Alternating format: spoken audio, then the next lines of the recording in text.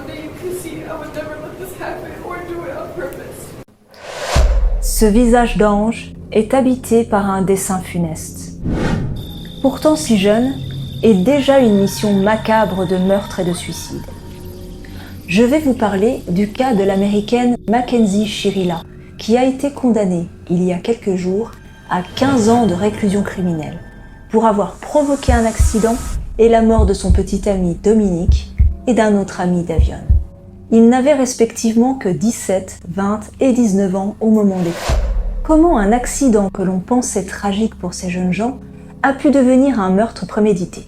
Alors, que s'est-il passé réellement? Eh bien, le soir du 30 juillet 2022, Mackenzie, Dominic et Davion se rendent à une fête. Ils y passent toute la soirée. Cependant, on ne sait pas réellement s'il y a eu dispute entre eux ou non. Cela dit, selon les faits rapportés par l'enquête, les jeunes ont bu de l'alcool et consommé des stupéfiants. Vers 5 heures du matin, les trois amis repartent en voiture et c'est Mackenzie qui est au volant. Son petit ami est à côté d'elle et leur ami sur le siège arrière.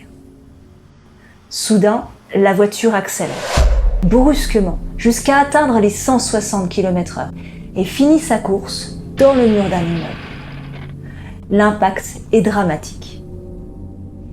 45 minutes après l'accident, les secours arrivent. Malheureusement, les deux jeunes hommes sont décédés.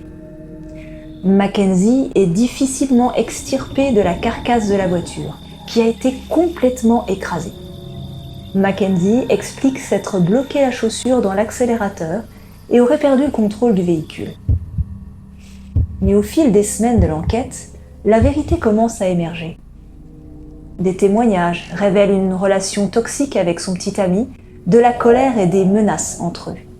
Des messages, des enregistrements téléphoniques et des vidéos montrent une jeune femme troublée, poussée à bout.